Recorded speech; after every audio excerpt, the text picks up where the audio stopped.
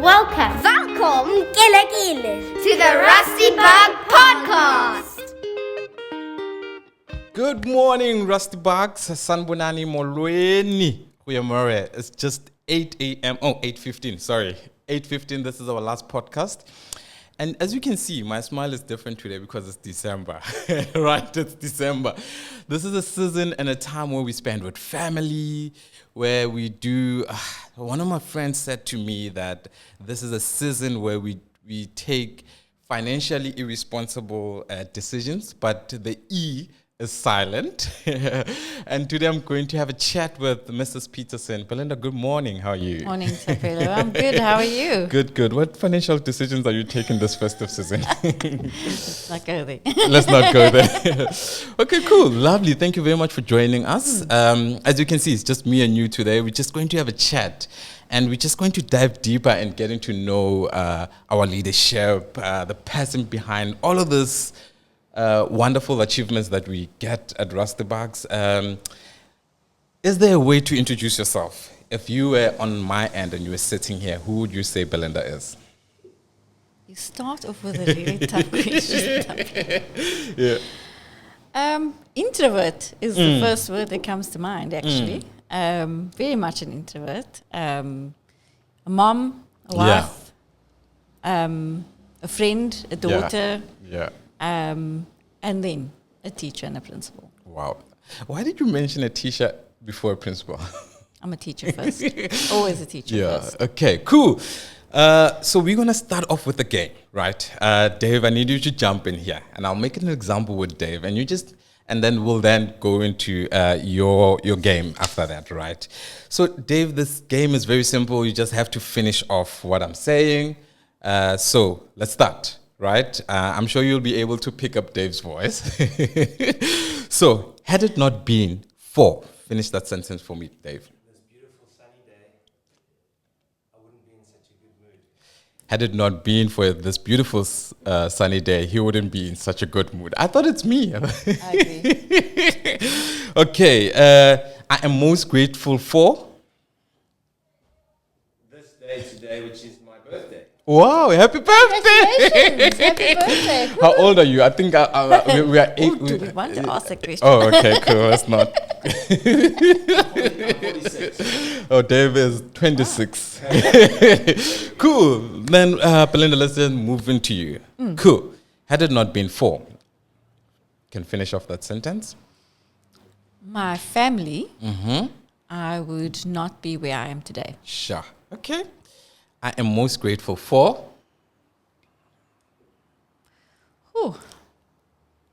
The gift of life. Okay. Don't ask me how old I am. No, I want. I am here now in this building for. You're here now at Rustenburg Girls Junior in this building. You woke up in the morning, you drove here. Why are you here? For the staff and for the girls, and for education. Yeah. And then the last one, let's wrap it up with, for me, you can finish off. That's really open-ended. I know. For me, life is a gift, and feedback is a gift. Sure. When last And did take each day as it comes. Yeah. You can plan, Yeah. but that doesn't mean your plan's going to work out as you intend them to. Yeah. Sure. Okay, cool. Let's get into the conversation of today. Let's then start with the crux of the matter. What inspired you to pursue a career in teaching? Well, to be honest with you, teaching was actually my third choice when I was still at school and thinking about what to do after school. So I initially wanted to be a social worker. Yes. And my second choice was pursuing a degree in music.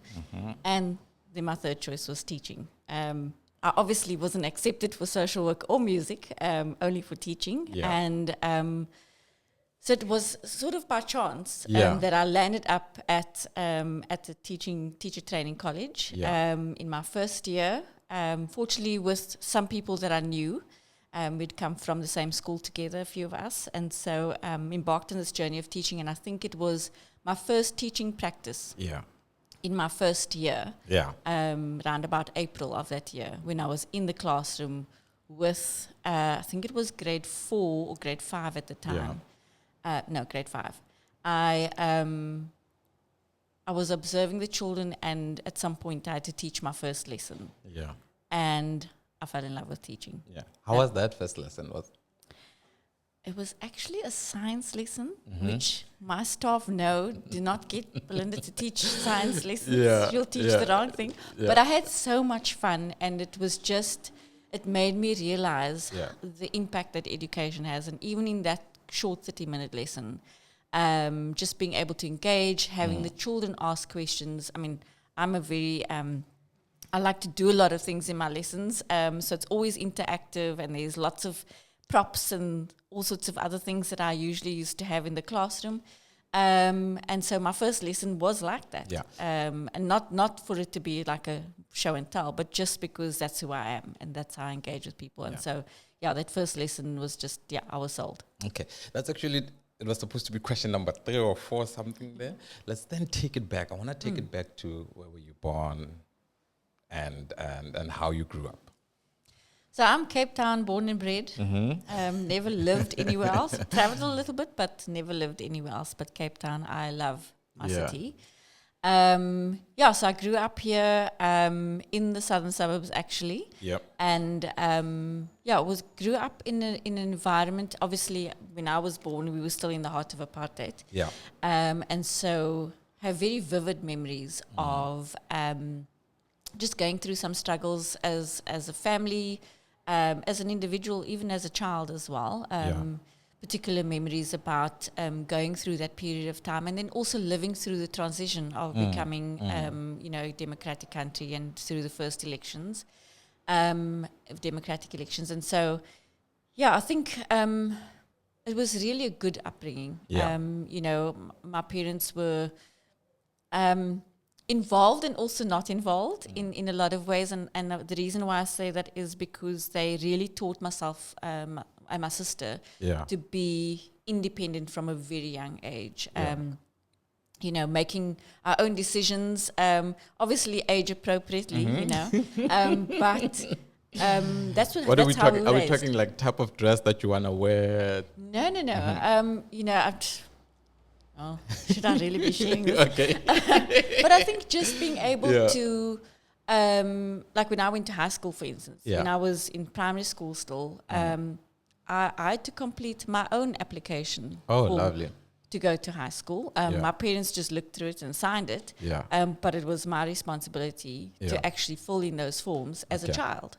I did the same for when I was applying for tertiary education. My sister the same. We had to do our own applications. We had to, find our own feet in a lot of big decisions in our lives. And I'm very grateful for that because they honestly gave us the tools to be able to stand on our feet and rely on ourselves and be confident in ourselves. And they gave us that. Sure.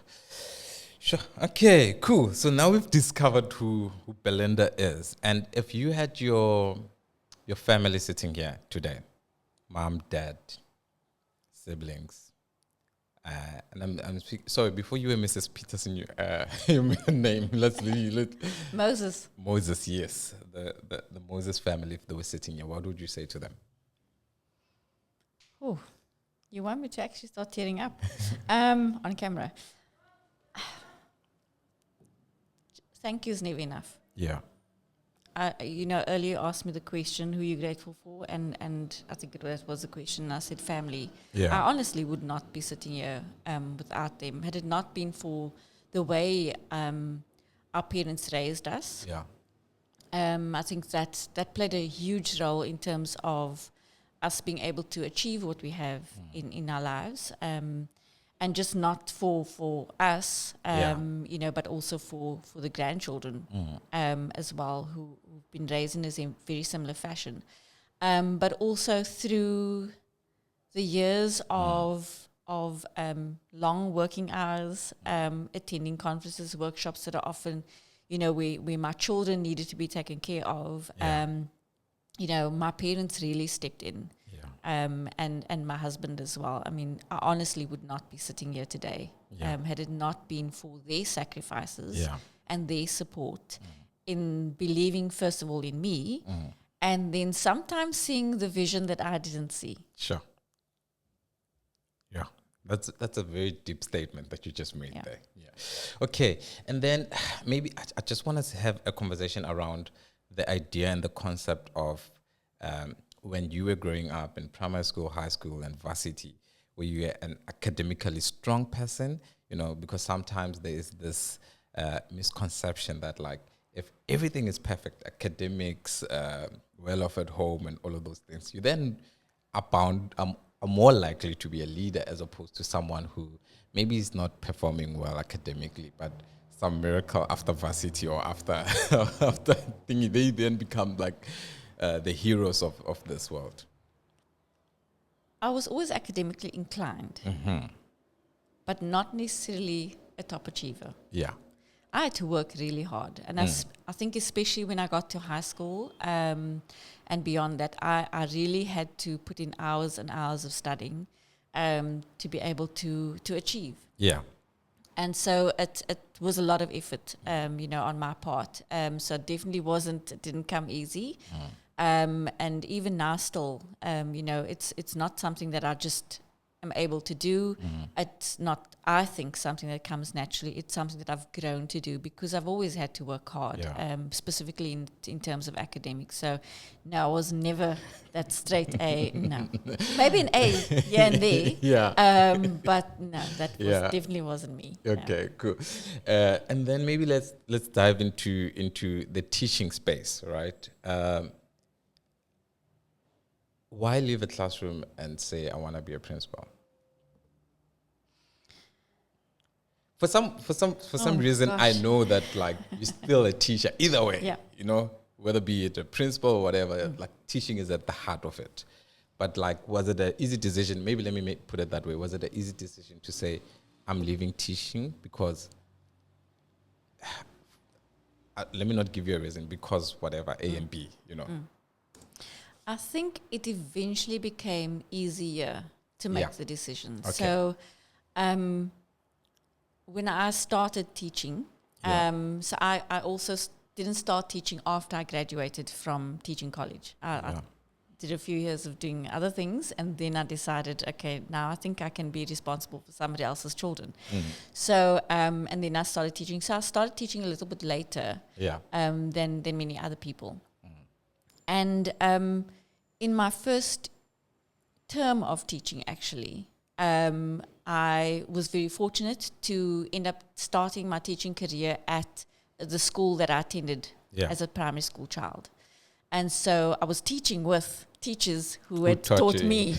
And the principal, in fact, had taught me in standard 3, which is then grade 5. Well, then, but it's grade 5. Yeah. So, first of all, that was very intimidating and overwhelming, but it was also a gift in that they knew me. And within my first term of teaching, one of those teachers who I think really shaped me unknowingly as a teacher said to me, you're going to be a principal one day. Sure. And I actually just laughed. I said, well, that's a joke. That's never going to happen. But throughout the years, I think I was given a lot of leadership opportunities in various different ways. And I was given the scope to develop as a leader. And I'm forever grateful for those things. Yeah. And I think as I grew, I began to see more and more, not just what was going on in my classroom. And in fact, it wasn't just around what was going on in the school, but also what was going on in education and the gaps that there were and how things could improve. And so I was always, exposed to those things and seeing those things. And so I think throughout the years, as I grew as a teacher in various different roles, and then as a departmental head at a different school, it kind of grew that passion in me, and that I think was just lying there dormant. And I think at particular moments throughout my teaching career, those that passion kept being unlocked through different ways and through different people. And so when I stepped into the role as a principal, not at Rustenburg, actually at a different school first, It was an easier decision. So that was your first principal post. Which school was this? Artery Road Methodist in lovely. Wynberg. Yeah. Cool. And then after that? And that's when I came to Rustenburg. Okay, let's get into that. I think that's an interesting conversation. Where are you when you received the call that you're going to be the principal at Rustenburg Girls Junior? I was actually in my office at my previous school. Yeah. It was late in the afternoon, and it is customary for the next circuit manager of the new school to actually call the new principal to break the news to them. So I had my new circuit manager phone me late one Wednesday afternoon. I think it was a Wednesday. And told me that I've been appointed. Yeah. And are you all alone? Who do you call first? Are you screaming? Are you shouting? I think I just went silent. I was alone, actually. I think by then, because I work late. So by then, most of the staff had pretty much left the school. So I was alone in the office. And the first person I phoned was my husband. Yeah. And you were aware of a school that you were coming to, because at that time, I think Rustenburg was all over the news, right? And did that in any way have an influence, or even maybe have a level of fear that you're walking into this place that's all over the media, that's just speaking about some stuff with transformation and the first teacher of color and all of those things were just happening and they're everywhere, and you're just going to be stepping into this building that's all over the news nationally, every eyeball is on this building, from a national level, from everyone. It's just in the space watching what's happening here. Did that bring any fear or anything? What did that do? Knowing that, I think if it didn't bring fear, I'd be superhuman, and I'm definitely not that. Yeah. No, of course it did. I think there was a level of, can I really do this? Yeah. Is this for me? Is this the right space? Can I, I mean, naturally those types of questions I think would run through anyone's mind. Yeah. And it was just that. It wasn't a case of, I'm going to throw in the towel, I'm actually going to withdraw. That never crossed my mind. Yeah. It was just a case of, okay, this is happening now. And yes, the school was in the news for about the year before my appointment. So, it wasn't something that I doubted in terms of should I be doing this. It was just a case of, okay, I'm going to step into this role now and just take it one day at a time. Yeah. And I think it's also the kind of person that I am. I don't like to step into spaces that are just going to have to maintain the status quo. Yeah. It's not in my personality, and I don't think that's how my parents raised us. And so for me, it was really about, stepping in and doing what I feel I was purposed to do. Yeah, sure. And speaking about that, it's very funny because there was one article that I also read just before joining Rustenburg, and it had a headline written, the school that fired the first black teacher hires its first black principal, right? And it associated you being employed at Rustenburg with that. It carried that name, which had nothing to do with you because you were not in this building when it happened, but it carried that name and it had your face. And when you read through your bio, it's just a beautiful bio. Was there any pressure, or what were your thoughts around walking into a space that they've never had a leadership of a person of color for 125 years, and you're just walking into this rich history, that has rich DNA? I mean, 125, it's a lot of years. It's always daunting. Yeah. I think stepping into any principalship is daunting. Yeah. Because you are leading a school community of children, staff and parents and broader community. So I think stepping into any school community as a principal is difficult. Yeah. And it comes with a set of challenges. I think stepping into this particular space, being the first person of color as a principal, and understanding the significance of that, first of all, that appointment, but then also of that moment as quite historical. Yeah. I think it does weigh on one. Stepping into the space, it does come with a particular weight on one's shoulders. Yeah. And I'm going to say something now that I think might help people understand what it's like. Yeah. Is that, being a person of color in a role like this, and I'm not the only one. Yeah. And I certainly cannot speak for anyone else, but I do know from having conversations with them, there's a lot of similarities in our experiences, but also differences as well, Yeah. depending on the school context that we're in. But there's a particular weight on a person of color in this role.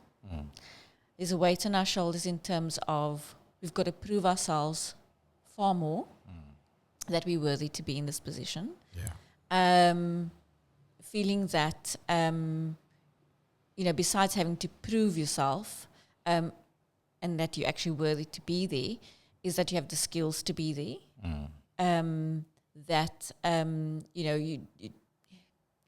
You can't doubt the reason why you're there.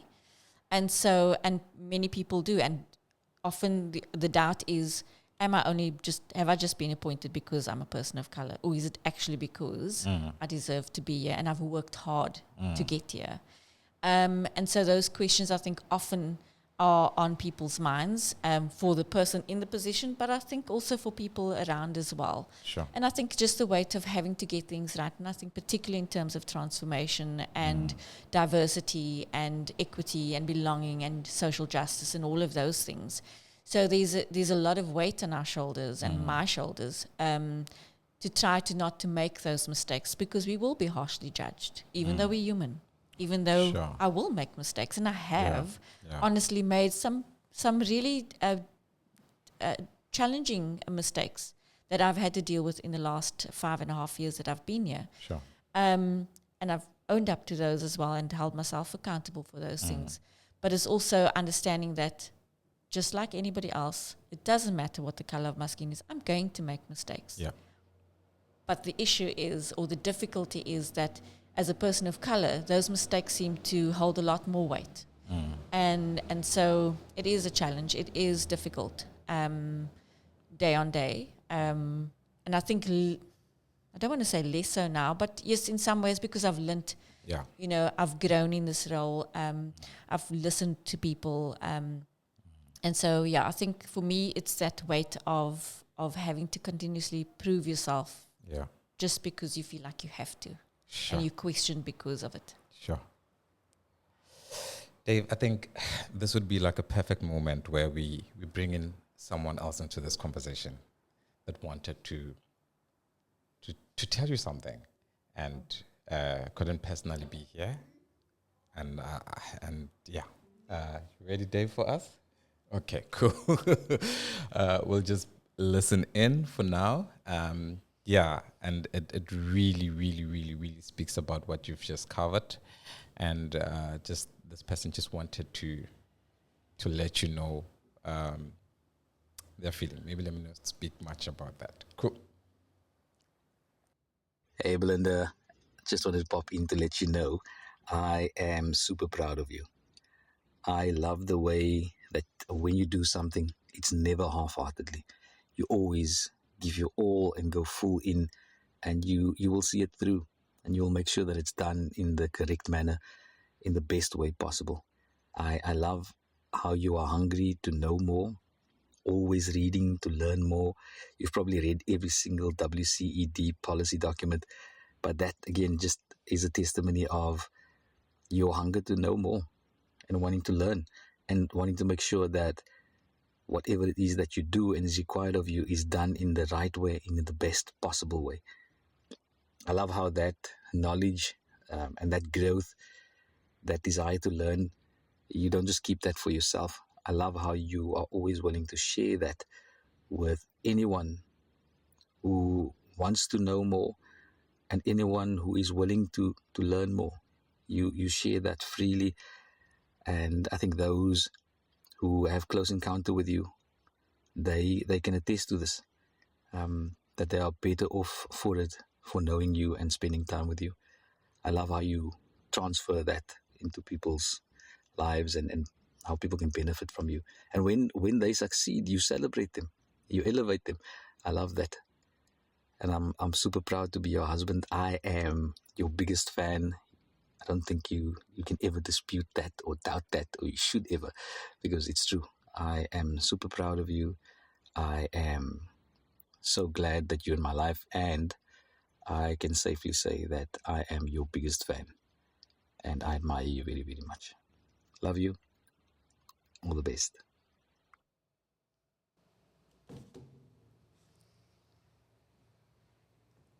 Sure.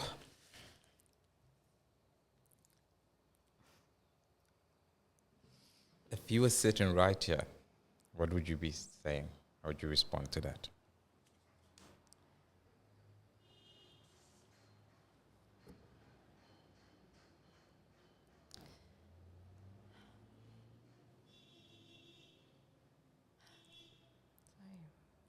Yeah.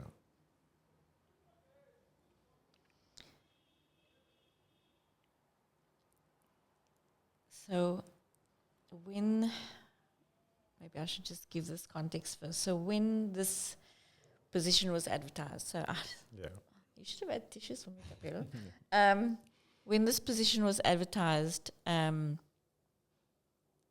didn't apply the first time around. I actually wasn't interested. I was very much in the thick of my principalship at Archer Methodist Primary. And so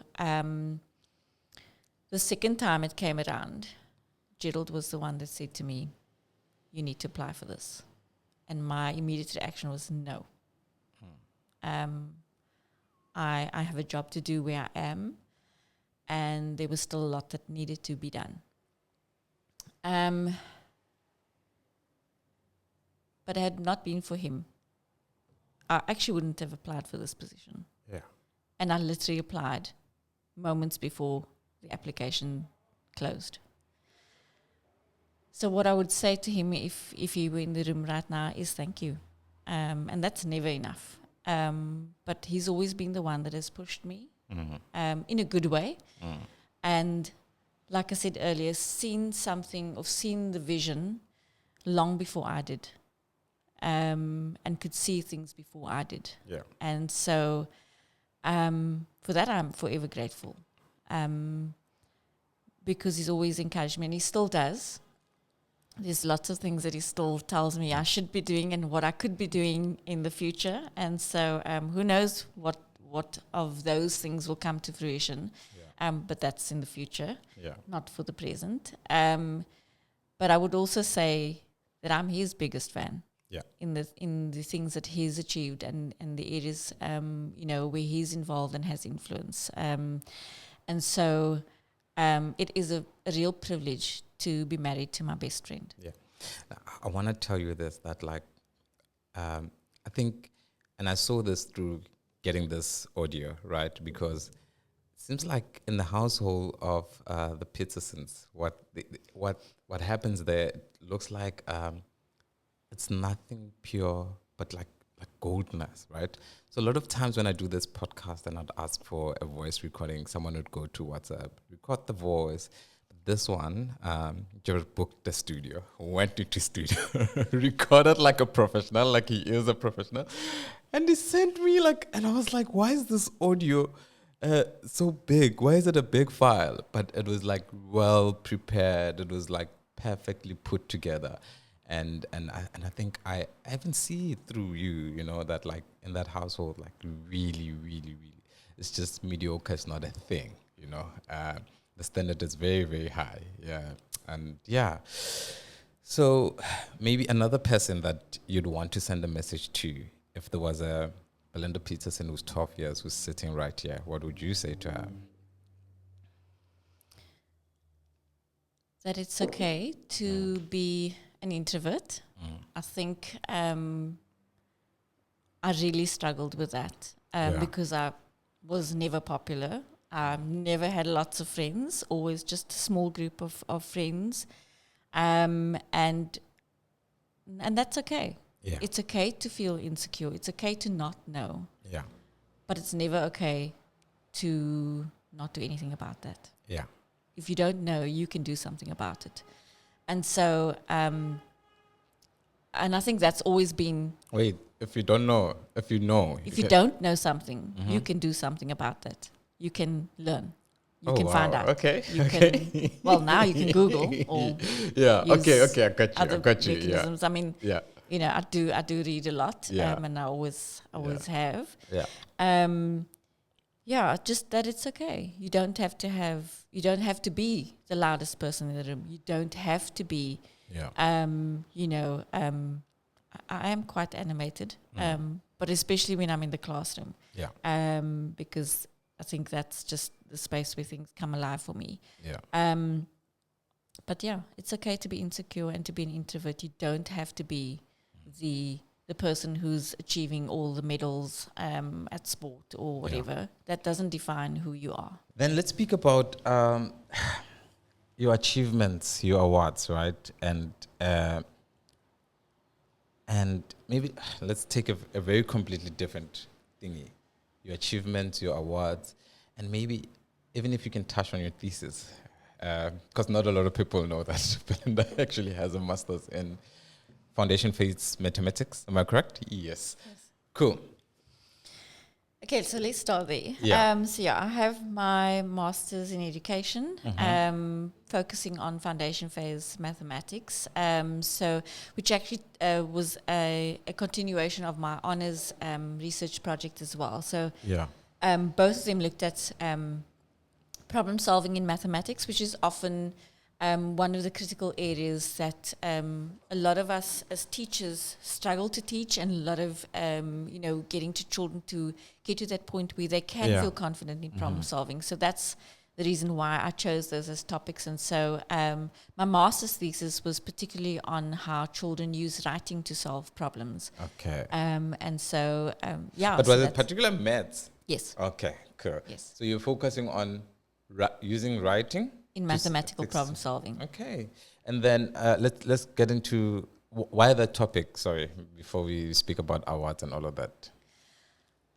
I think because earlier I spoke about seeing a lot of gaps in education, in curriculum in some ways, and so really being passionate about seeing children becoming critical thinkers, being able to solve problems, being able to be solution finders. Yeah. And so, because those are things that I think really supported and helped me throughout my journey, particularly as a teacher and then as a principal, in being able to see and observe things and look for solutions and solve problems. And so in mathematics, it's obviously, a key part of what we do, and in other subjects as well, but I've always been drawn to mathematics. Yeah. And so I think that was really part of me really trying to address those gaps. And so, how, it's not just about solving the problem, but it's about the thinking around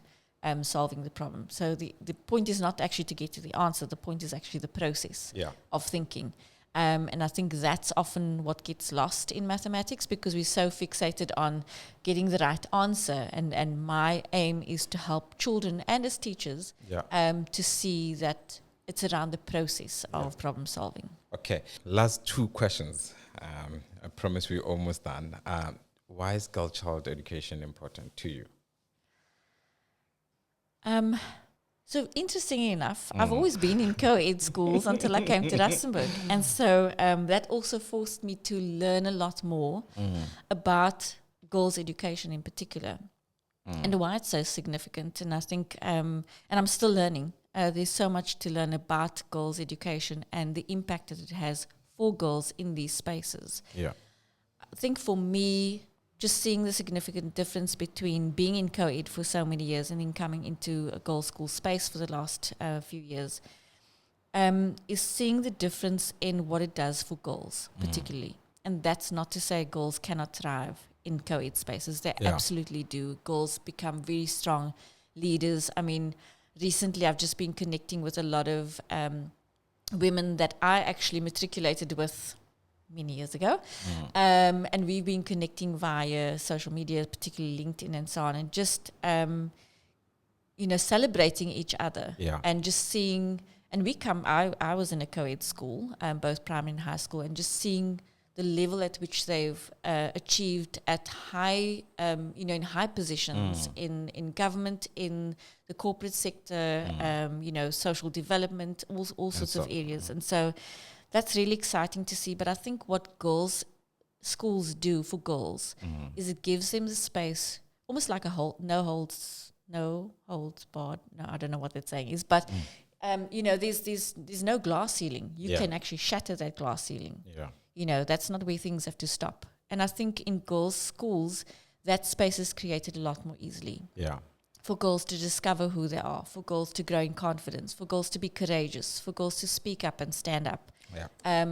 For them to find their voice, for them to be able to develop as leaders, even as young as grade R, 5 turning 6 years old, they can make an impact on the world. Yeah. And when I say that, it starts with the world around us. Yeah. It doesn't mean we have to be on the world stage or we have to fill those positions to be able to have a voice and make an impact. We can have an impact and an influence in the spaces that we occupy. And I think that's really what girls' education does, and why it's so important. And I know it's not accessible for every girl, and my hope is that it filters into co-ed education in some way, shape or form. But I think for me, having experienced that as someone who leads a girls' school and has been learning about the power and influence of girls' schools in their lives, it's just phenomenal. And just looking at our own alumni, and what they have achieved because they've been in the space and they've been allowed to find who they are. Yeah, sure. And then in closing, we're going into the festive season. A message for Rusty Bugs families, RGJS community, whether parents, staff, what would you like to say to them? At Rustenburg, we work hard. Yeah. We do. We don't do things, just to get by. We do things and we do it well. And first of all, that's largely due to our staff. We have an incredible staff who go above and beyond every single day, and always try to put their best foot forward and really live as the best version of themselves. And I say that knowing that we're not perfect. And yes, sometimes we are human, we make mistakes and we drop the ball, and that's also okay. And so for our staff in particular, who've really been through many challenges, but also very supportive of each other, and really have grown together, the bonds have grown, is to say to them particularly, get some rest. Yeah. Relax. You deserve this. Don't actually think about Rustenburg while you are on holiday, which is why I always insist with the staff, and they know, come the last day of school, you better put your out of office auto reply on your emails, because you need to take a break. And you can only serve the school better when you return in 2025 if you've taken good care of yourself and made self-care a priority. Spend time with family, spend time with friends, do the things that fill your cup. Because it's when our cup is full, and sometimes when it's overflowing, that's when it's easier to give, because we are in a giving profession. This is a profession of service. It is not a profession where we just, there's not always much credit for what we do. And so sometimes we do things not seeing the end result, but we do it anyway because we believe in what we do. So particularly to the staff, to take a break. And then the same for our girls and our families. They also work hard throughout the year. We have many events, many things where we have, outside of the curriculum that we do at our school. And so our parents are very involved in the life of Rustenburg in lots of different ways, and where they're able to be involved. And the girls as well, they do lots of sport, music activities, cultural activities, take part in Olympiads and competitions and all sorts of, not just academics. I think in the arts, in music and visual art as well. And so our girls do a lot throughout the year. And for them as well, just to enjoy, first of all, the progress through this year and the achievements, and to celebrate that, and then to also just enjoy the time to relax and to spend time with family, because I think, in this world that we're living in, we often refer to the rat race, and so it's really important to have that balance and to be able to say, actually, now's not the time to be pushing ourselves. Now's the time to just take in and relax and rejuvenate, refresh, revitalize ourselves for the next year. Okay, cool. And in closing, I think this is the final one. When it's all said and done, when it's over, when it's done, when you're walking out of this building for the last time, whether it's retirement or... That's still a long way off. Yeah, when it's goodbye, when it's time to walk away from this building, or even from the teaching profession. I don't know what the future holds. Who knows? How do you want Belinda Petersen to be remembered? So, interestingly enough, my husband and I had a conversation about this on Friday around legacy and what legacy means, and how often it's misinterpreted as something we have to leave behind. And for me, recently, just become more self-aware and just more aware through the people that I engage with outside of school, because that's really important, is that I don't only engage with people inside education, but also people in other spaces as well. Is that it's really about how I live in the present and how I show up every day. Yeah. And hoping that, people will remember that. Yeah. And yes, Belinda made lots of mistakes, but she also owned up to them.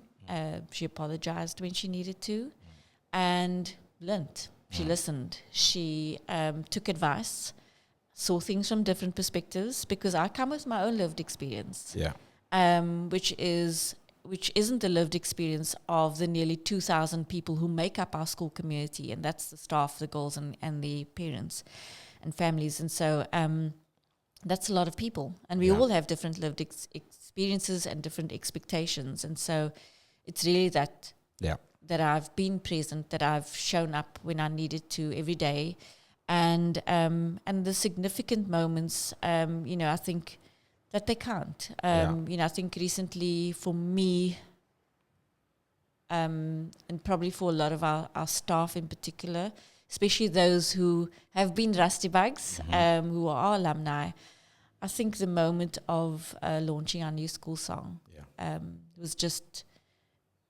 magnificent, historical, and quite significant in I think speaking into where we are now as a school, not discarding what has been done and the strong foundation of that has been laid for many years now, 130 years, and to move forward, balancing that strong history with being a school that is living in the present for the future. And so whatever we do today sets us up for the future. The future doesn't just happen. And so whatever I'm doing today and every day sets Rustenburg up for the future. Cool. Perfect. Thank you very much for joining us, ladies and gentlemen, boys and girls, whoever's watching this podcast. Safe festive season. Enjoy it. We see you again next year, 2025. We're back. We're still running, right? Next year. Of course we are. We are coming back, yes. We're coming back for 2025. And Belinda, thank you very much. Thank you very much for allowing us to do this profiling. I know there's a lot more we can have a chat about, but we appreciate the time that you've taken. We also appreciate the leadership. We've gotten so much. You've made my job a little bit easier, because when I mention your name, doors open, but it's the work that you've done previously and that you continue to do. And the results that we get at school is because of the leadership, And I hope you also spend some time to clap hands for yourself and have conversation around. I hear a lot of you've done mistakes, you've taken accountability, but maybe going forward next year, I would also like to hear a little bit of yes. I've scored this goal and all of those things. And you inspire some of us. We look up to you. We see everything that you do, and we appreciate it. You know, we have conversations outside of this building with our families, with our friends. They know your name just because of the type of leader that you are, and you've given some of us opportunities to even see things differently, to grow in our own personal space and in our professional space. So for that, thank you. And Super Dave, thank you as well. Dave is behind the scenes, taking care and making sure that we're all good. Cool. Rusty Buck, see you again next year. Cool. Thank you.